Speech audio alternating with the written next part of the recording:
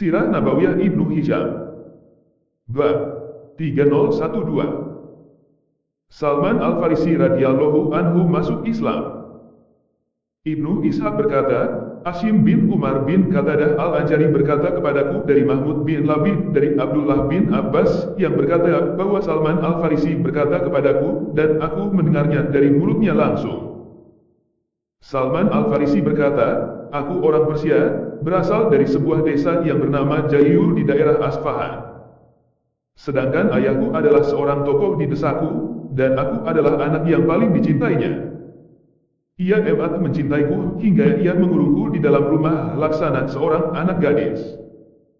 Aku demikian serius menganut agama Majusi hingga aku menjadi penjaga api yang harus senantiasa menyala dan tidak boleh padam sesaat pun.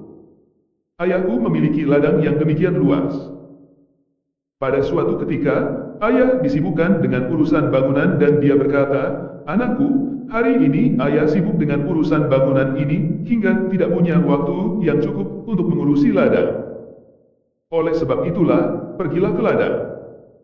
Ayahku memerintahkan beberapa hal yang seharusnya aku lakukan, kemudian ia berkata, janganlah terlambat pulangnya, sebab engkau lebih berarti bagiku daripada ladangku, dan engkau berada di atas segala-galanya bagiku. Salman berkata, kemudian aku berjalan menuju ladang ayahku seperti yang dia perintahkan. Dalam perjalanan, aku melewati sebuah gereja milik orang-orang Kristen, dan aku mendengar suara-suara saat mereka mengerjakan ibadah di dalamnya. Aku tidak tahu banyak tentang kehidupan manusia karena aku dikurung di rumah. Ketika mendengar suara-suara mereka itu, aku mencoba masuk untuk melihat lebih jauh apa yang mereka kerjakan. Ketika aku perhatikan, aku mengagumi solat-solat mereka dan tertarik pada aktivitas mereka. Aku bergumam, demi Tuhan, agama orang-orang ini jauh lebih baik daripada agama yang aku peluk. Demi Tuhan, aku tidak akan meninggalkan mereka hingga matahari terbenam. Aku membatalkan perjalanan ke ladang ayahku. Aku berkata kepada orang-orang Kristen itu, berasal dari manakah agama ini? Mereka menjawab, dari Syam.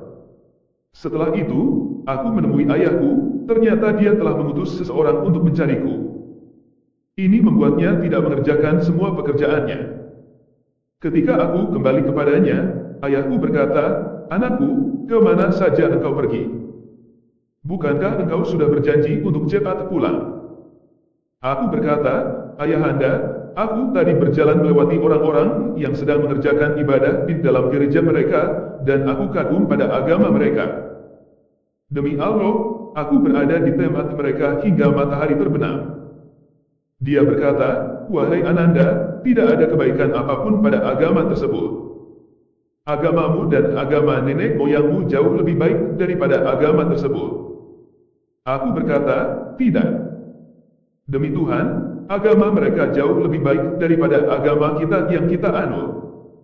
Setelah kejadian tersebut, ayah mengkhawatirkanku. Ia mengikat diriku dan mengurungku di rumah.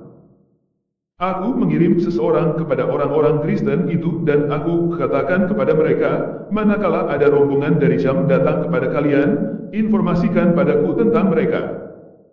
Tidak lama kemudian, datanglah pedagang-pedagang Kristen dari Syam dan mereka menghubungiku.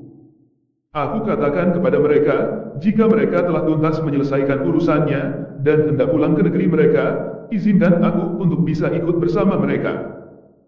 Salman berkata, tak kala para pedagang Kristen itu berencana kembali ke negerinya, mereka memberiku informasi. Kemudian aku buang rantai dari kakiku, dan pergi bersama mereka hingga tiba di Syam. Setibanya di Syam, aku bertanya, siapakah dari pemeluk agama ini yang paling utama ilmunya? Mereka berkata, uskup di gereja. Lalu aku mendatangi uskup itu dan berkata kepadanya, aku demikian tertarik pada agama ini. Aku ingin sekali bersamamu dan melayanimu di gerejamu ini agar bisa belajar ilmu darimu serta beribadah bersamamu. Uskup itu berkata, masuklah. Aku pun masuk, namun ternyata uskup ini adalah seorang yang jahat. Ia memerintahkan umatnya bersedekah dan senantiasa menyuruh mereka untuk melakukan itu. Namun, manakala mereka telah mengumpulkannya, ia simpan hasilnya untuk kepentingan dirinya sendiri dan tidak menyerahkannya kepada orang-orang miskin, hingga ia berhasil mengumpulkan 7 kendi penuh berisi emas dan perak. Aku sangat marah padanya akibat tindakannya tersebut. Tak berapa kemudian, uskup tersebut meninggal dunia. Orang-orang Kristen berkumpul untuk menguburkan jenazahnya, namun aku katakan kepada mereka, sesungguhnya orang ini adalah seorang yang jahat. Ia suruh dan seru kalian bersedekah, namun apabila kalian memberikan sedekah kepadanya, ia malah menyimpannya untuk dirinya sendiri dan tidak mendistribusikannya sedikit pun kepada orang-orang miskin. Mereka berkata, bagaimana kau tahu tentang hal itu? Aku katakan kepada mereka, aku akan tunjukkan tempat penyimpanannya kepada kalian. Mereka berkata, tolong tunjukkan kepada kami tempat penyimpanannya itu. Aku tunjukkan tempat penyimpanan uskup itu kepada mereka, kemudian mereka mengeluarkan 7 tempayan yang penuh dengan emas dan perak. Ketika mereka melihat ke-7 kendi penuh tersebut, mereka berkata, demi Allah, kami tidak akan mengubur mayat uskup ini. Maka mereka menyalib uskup tadi dan melemparinya dengan batu. Setelah itu, mereka menunjuk orang lain untuk menjadi pengganti uskup tadi. Salman berkata, aku belum pernah melihat orang sholat 5 waktu yang lebih utama darinya dalam beribadah, lebih zuhud terhadap dunia, lebih mencintai akhirat, lebih tekun di siang dan malam hari dari uskup baru itu. Aku sangat mencintai uskup baru tersebut dengan cinta yang tiada tandingnya. Aku tinggal bersamanya dalam waktu yang lama sekali hingga akhirnya kematian menghampirinya. Aku katakan kepadanya, hai Fulan, sungguh aku telah hidup bersamamu dan aku mencintaimu dengan cinta yang tiada terkira. Kini sebagaimana yang engkau saksikan telah datang keputusan Tuhan kepadamu, maka akan engkau titipkan aku kepada siapa? Ia menjawab, anakku, demi Allah, aku tidak tahu seperti apa diriku sesungguhnya. Sudah banyak orang yang meninggal dunia, mengubah agama yang dianutnya, dan meninggalkan tradisi yang sebelumnya mereka kerjakan, kecuali 1 orang yang kini berada di Al-Mosul, yaitu si Fulan. Ia melakukan seperti apa yang diriku lakukan. Susullah dia ke sana. Salman berkata, ketika uskup tersebut meninggal dunia dan telah dikuburkan, aku pun pergi pada uskup di Al-Mosul itu. Setibanya di sana, aku katakan kepadanya, wahai Fulan, sesungguhnya uskup Fulan telah berwasiat kepadaku ketika hendak meninggal dunia agar aku menemui dirimu. Ia katakan kepadaku bahwa engkau seperti dia. Uskup tersebut berkata, tinggallah engkau bersamaku. Aku pun menetap bersamanya. Aku dapati ia seorang yang baik persis seperti yang diceritakan sahabatnya. Tidak lama kemudian, uskup tersebut meninggal dunia.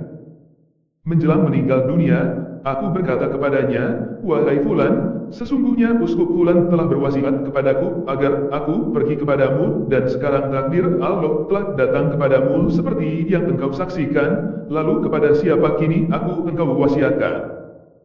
Apa yang engkau perintahkan kepadaku? Uskup berkata, anakku, demi Allah, yang aku tahu hanya ada 1 orang yang seperti kita dinasibin, yaitu si Fulan. Pergilah engkau menemuinya. Salman berkata, ketika uskup tersebut telah meninggal dunia dan telah dikuburkan, aku pergi menemui uskup dinasibin itu.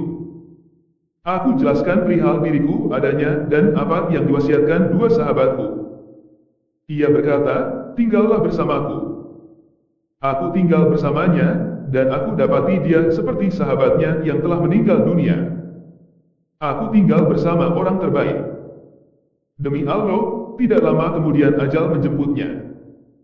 Menjelang kematiannya, aku berkata kepadanya, wahai Fulan, Fulan berwasiat kepadaku agar aku pergi kepada Fulan, kemudian berwasiat agar aku pergi kepadamu, kini kepada siapa aku engkau wasiatkan? Apa yang engkau perintahkan kepadaku? Uskup tersebut berkata, anakku, demi Allah, yang aku tahu hanya ada 1 orang yang masih seperti kita, sehingga aku bisa perintahkan engkau pergi kepadanya di Amuria, wilayah Romawi. Ia masih melakukan hal yang sama seperti kita. Jika engkau suka, temuilah dia karena ia masih sama seperti kita. Salman berkata, uskup Nasibin pun wafat, kemudian ia dikuburkan. Aku lalu pergi kepada uskup di Amuria. Aku terangkan padanya tentang siapa diriku sebenarnya. Ia berkata, tinggallah engkau bersamaku. Aku pun tinggal bersama seorang yang demikian baik sesuai dengan arahan sahabat-sahabatnya dan perintah mereka. Aku bekerja sampai mempunyai sejumlah sapi dan kambing. Tak berapa lama kemudian, uskup itu pun meninggal dunia. Menjelang kematiannya, aku bertanya kepadanya, "Wahai Fulan, aku pernah tinggal bersama Fulan lalu ia berwasiat agar aku pergi kepada Fulan, kemudian Fulan tersebut berwasiat agar aku pergi kepada Fulan, lalu Fulan tersebut berwasiat agar aku pergi kepada Fulan, kemudian dia tersebut berwasiat agar aku pergi kepadamu, kini kepada siapa engkau wasiatkan? Apa yang engkau perintahkan kepadaku?" Uskup berkata, "Anakku, demi Allah, aku tidak tahu apakah kini masih ada orang-orang yang seperti kita yang bisa aku perintahkan engkau pergi kepadanya, namun demikian kini telah dekat kedatangan seorang nabi. Ia diutus dengan membawa agama Ibrahim alaihissalam dan akan muncul di negeri Arab. Tempat hijrahnya adalah daerah di antara dua tanah berbatu hitam dan di antara dua daerah tersebut terdapat banyak sekali pohon kurma. Nabi tersebut mempunyai tanda-tanda yang tidak mungkin bisa disembunyikan, ia menerima hadiah dan tidak menerima sedekah. Di antara kedua bahunya terdapat stempel kenabian. Jika engkau sanggup pergi ke negeri tersebut, pergilah." Salman berkata, kemudian uskup tersebut pun wafat dan dikebumikan. Sementara aku tetap tinggal di Amuria hingga beberapa lama. Setelah itu, sekelompok pedagang berjalan melewatiku. Aku berkata kepada mereka, "Bawalah aku ke negeri Arab, dan aku akan berikan lembu dan kambingku ini kepada kalian." Mereka berkata, "Ya." Aku berikan sapi dan kambingku kepada mereka, kemudian mereka membawaku pergi bersama mereka. Tapi tatkala tiba di lembah Al-Quran, mereka berbuat zalim dengan menjualku sebagai budak kepada seorang Yahudi. Maka aku tinggal bersama orang Yahudi tadi dan aku melihat pohon kurma. Aku berharap semoga negeri inilah yang pernah disyaratkan sahabatku. Namun aku tidak yakin sepenuhnya. Salman berkata, ketika aku tinggal bersama orang Yahudi tadi, datanglah saudara sepupunya yang berasal dari Bani Quraisyah di Madinah. Ia membeliku dari sepupunya itu kemudian membawaku ke Madinah. Demi Allah, begitu aku melihat Madinah, aku lihat persis sifat-sifat seperti dijelaskan sahabatku. Aku pun tinggal di sana. Saat itulah Rasulullah Shallallahu Alaihi Wasallam diutus sebagai nabi dan menetap di Mekah dalam jangka waktu tertentu, sementara aku tidak mendapat berita tentang beliau karena sibuk dengan pekerjaanku sebagai seorang budak. Tidak berapa lama kemudian, Rasulullah Shallallahu Alaihi Wasallam hijrah ke Madinah. Salman berkata, saat aku sedang berada di atas pohon kurma mengerjakan beberapa tugas rutin untuk tuanku, sedang tuanku duduk di bawahku. Tiba-tiba sepupunya datang dan berdiri di depannya. Sepupunya itu berkata, "Hai Fulan, semoga Allah menghancurkan Bani Kailah. Demi Allah, mereka sekarang sedang berkumpul di Kuba untuk menyambut kedatangan seorang laki-laki dari Mekah, dan mereka mengatakan bahwa orang tersebut adalah seorang nabi." Ibnu Hisham berkata, Kailah adalah anak perempuan Kahil bin Unisrah bin Sa'ad bin Zaid bin Laits bin Sud bin Aslum bin Ilhaf bin Kadha'a. Ia ibu Al-Aus dan Al-Khazraj. Nu'man bin Bashir Al-Anjari berkata memuji Al-Aus dan Al-Khazraj dalam syairnya. Tuan-tuan dari anak-anak Kailah. Tak seorang pun yang sanggup menandinginya dalam menghadapi kesulitan. Manusia lapang dada, pahlawan yang suka keramah tamahan. Menganggap mengikuti tradisi leluhurnya sebagai kewajiban. Dua bait syair ini adalah miliknya. Ibnu Ishaq berkata, Hashim bin Umar bin Qatadah Al-Anjari berkata kepadaku dari Mahmud bin Labid dari Abdullah bin Abbas, ia berkata bahwa Salman berkata, ketika aku mendengar apa yang diucapkannya, aku gemetaran seolah-olah akan jatuh. Aku turun dari atas pohon kurma dan bertanya kepada saudara sepupu tuanku, apa yang engkau katakan tadi? Dia berkata, apa urusanmu dengan perkara ini? Tuntaskanlah pekerjaanmu.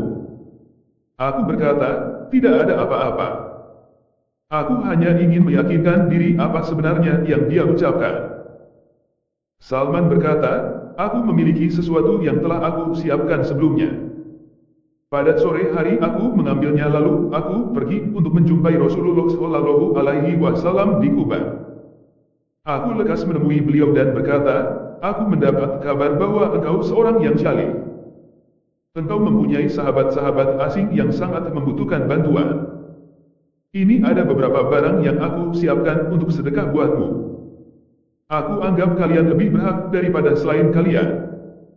Aku serahkan sedekah tersebut kepada Rasulullah Shallallahu Alaihi Wasallam. Kemudian beliau berkata kepada sahabat-sahabatnya, makanlah. Sedangkan beliau menahan tangannya dan tidak memakan sedikit pun dari sedekah yang aku berikan padanya.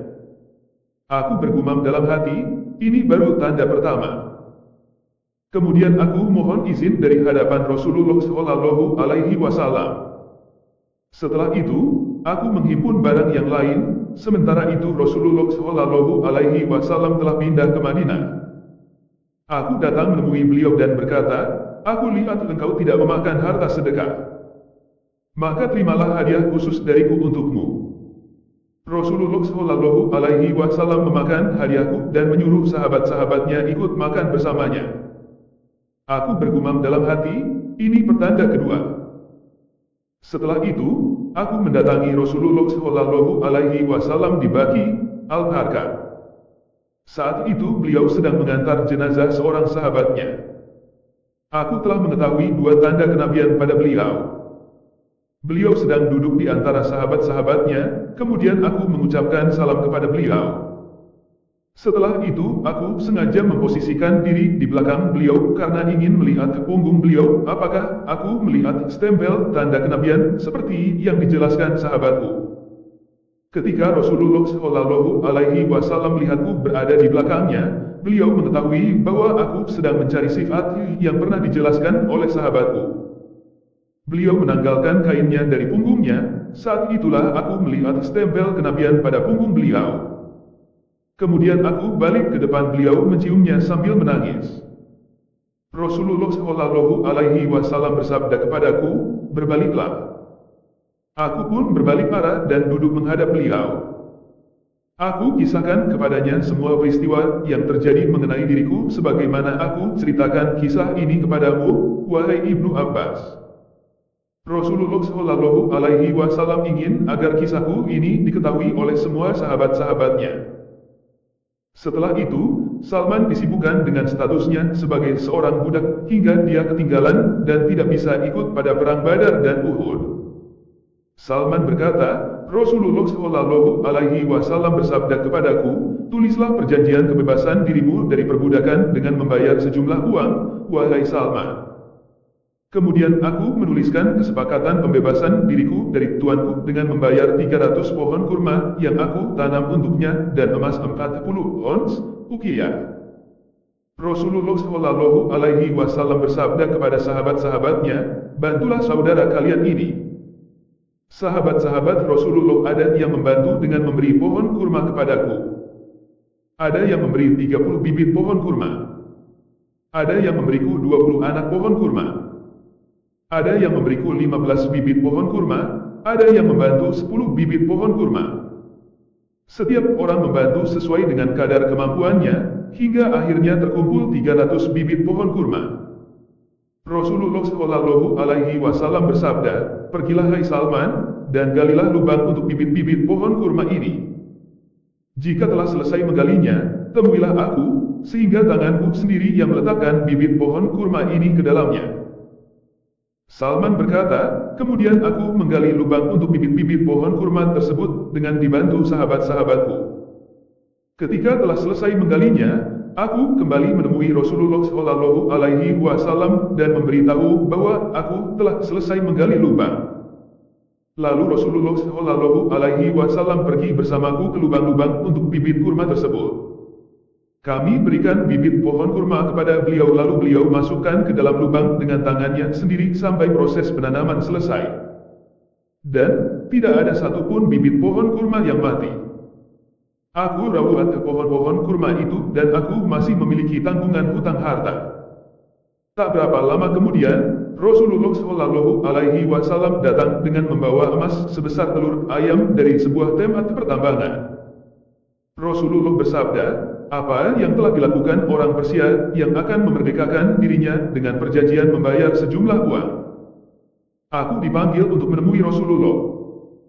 Beliau bersabda, ambillah emas ini, dan bayarlah hutangmu dengannya, wahai Salman. Aku berkata, wahai Rasulullah, bagaimana emas ini bisa melunasi semua hutangku? Rasulullah Shallallahu Alaihi Wasallam bersabda, ambillah, karena Allah akan melunasi hutangmu dengannya. Aku mengambil emas tersebut lalu menimbangnya. Ternyata berat emas tersebut adalah 40 ons. Lalu aku bayar hutangku pada tuanku dengan emas itu. Sehingga aku menjadi orang merdeka. Aku lalu ikut terjun pada perang Khandaq bersama Rasulullah Shallallahu Alaihi Wasallam sebagai orang merdeka, dan sesudahnya tidak pernah sekalipun aku melewatkan satu medan perang pun. Sanadnya Hasan. Hadits ini diriwayatkan oleh Imam Ahmad pada hadits nomor 23.788.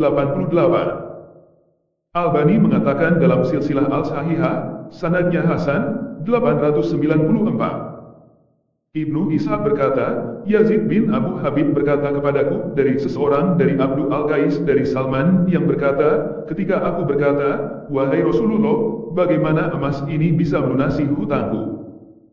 Rasulullah Shallallahu Alaihi Wasallam mengambil emas tersebut dan membolak-baliknya di depan wajahnya. Beliau bersabda, ambillah emas ini, hai Salman, dan bayar hutangmu dengannya. Emas tersebut aku ambil, lalu aku bayar hutangku pada tuanku secara penuh, 40 uqiyah. Hadits Hasan diriwayatkan oleh Imam Ahmad pada hadits nomor 23.789 dan dinyatakan Hasan oleh Syu'aib al-Arnaud. Ibnu Ishaq berkata, Asim bin Umar bin Qatadah berkata kepadaku bahwa orang yang tidak aku ragukan kredibilitasnya berkata kepadaku dari Umar bin Abdul Aziz bin Marwan yang berkata bahwa aku diberitahu dari Salman. Ia berkata kepada Rasulullah Shallallahu Alaihi Wasallam ketika menceritakan jejak rekam hidupnya kepada beliau bahwa pendeta Amuriah berkata kepadanya, pergilah engkau ke daerah ini dan itu di wilayah Syam, karena di sana terdapat seorang laki-laki yang hidup di antara dua hutan. Pada setiap tahun, ia keluar dari satu hutan ke hutan lainnya karena senantiasa ditunggu oleh orang-orang yang sedang sakit. Setiap kali ia mendoakan salah seorang dari mereka, niscaya orang tersebut sembuh dari sakitnya. Tanyakanlah padanya tentang agama yang engkau cari, niscaya ia menjelaskannya padamu. Salman berkata, kemudian aku pergi ke tempat yang dijelaskan sahabatku itu. Di tempat tersebut kulihat orang-orang berkumpul dengan membawa keluarga mereka yang sakit. Pada suatu malam, orang tersebut keluar dari satu hutan ke hutan satunya, dan dibuntuti sekian banyak orang. Dan jika ia mendoakan orang yang sakit, maka orang itu sembuh dari penyakitnya. Mereka lebih cepat datang kepada orang tersebut daripada aku. Akibatnya aku tidak bisa mendekat kepadanya hingga ia masuk ke hutan yang ingin ia masuki. Aku mengikuti orang tersebut. Ia berkata, siapa engkau ini sebenarnya? Ia menoleh kepadaku, kemudian aku katakan kepadanya, semoga Tuhan rahmatimu. Katakan padaku tentang perihal Hanifiyah agama Ibrahim. Ia berkata, engkau menanyakan sesuatu yang tidak ditanyakan oleh siapapun pada hari ini. Telah dekat kepadamu zaman datangnya Nabi yang diutus dengan membawa agama tersebut dari tanah suci. Pergilah engkau kepadanya, pasti ia membawamu kepada agamanya. Kemudian dia masuk. Ibnu Ishaq berkata, kemudian Rasulullah bersabda kepada Salman. Rasulullah Shallallahu Alaihi Wasallam bersabda, hai Salman, jika apa yang kamu ceritakan ini benar, sungguh engkau telah bertemu dengan Isa bin Maryam. Semoga salam terlimpah pada Nabi kita dan Isa bin Maryam. Sanadnya lemah.